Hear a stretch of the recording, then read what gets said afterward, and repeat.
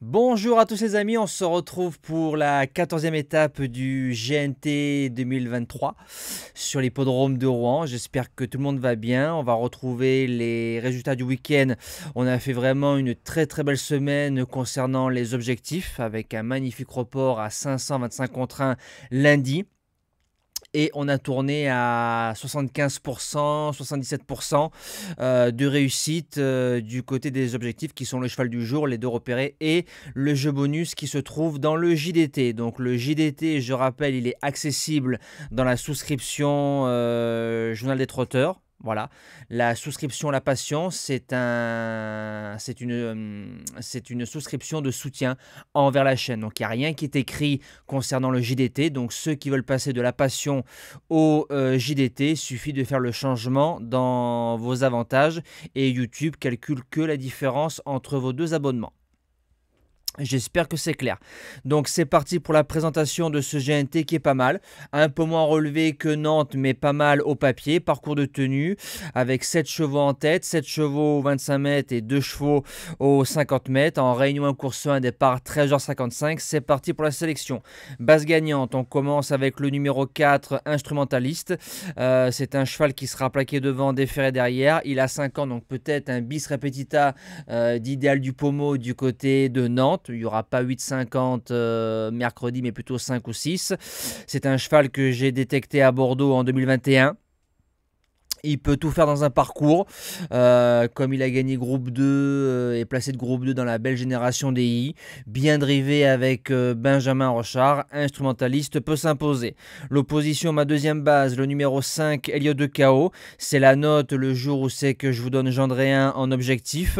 Il sera bien sur cette grande piste-là. Il peut aller devant, il est dur. Même si on lui a montré des parcours plus en dedans, je le trouve plus fringant quand il va devant. Barrier qui est dessus, si on fait tête et corde, on peut jouer sa place dans le tiercé. Pour les chances, on commence avec le numéro 9, Horace Dugoutier. À 8 contre 1 à Nantes, il a mieux couru que 1,80 du côté du Mont-Saint-Michel. Je dis ça, je dis rien. Aura-t-il récupéré? Car on a vu mon impasse dans le Bretagne, Idéal du Pommeau, ça a fait quand même dur et Idéal n'a pas répété. Maintenant, s'il répète, il ne sortira pas des 3 et la finale est le 3 décembre, donc dans 10 jours. À mon avis, voilà, je ne sais pas si on va faire course à 100%, mais Horace Dugoutier à 100% de ses moyens, il ne sort pas du tiercé. En 4e position, je tente un truc. Le petit poussé, le numéro 1, Gallic du Rocher. Il a couru 4 étapes du GNT cette saison. 5e à Langon, 3e à Saint-Malo, 4e au Mont-Saint-Michel et 5e à Reims. Donc il a fait l'arrivée de toutes les étapes qu'il a disputées. Il démarre, il faut le loger côté corde et dans la ligne droite. Il ne dit jamais non. En 5e position, le numéro 7, Impressionniste. L'engagement en or, déféré des 4. Alexa Brivard qui est à la drive, donc il va un petit peu clignoter de partout. Attention, c'est un cheval qui ne répète pas, ce sera tout ou rien, dans un bon jour c'est oui, sans problème pour le quintet.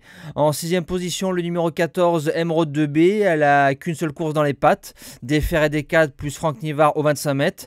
Elle avait fait 2e du critérium de vitesse, j'en avais peur dans le CV d'ailleurs, ce jour-là je donnais le couplet gagnant en 2 chevaux, Vivid Waisas et Emeraude 2B. Derrière, la jument a fini 4e du Kerjak entre Hokkaido JL et Bilo Jepson. Donc c'est vraiment du beau papier.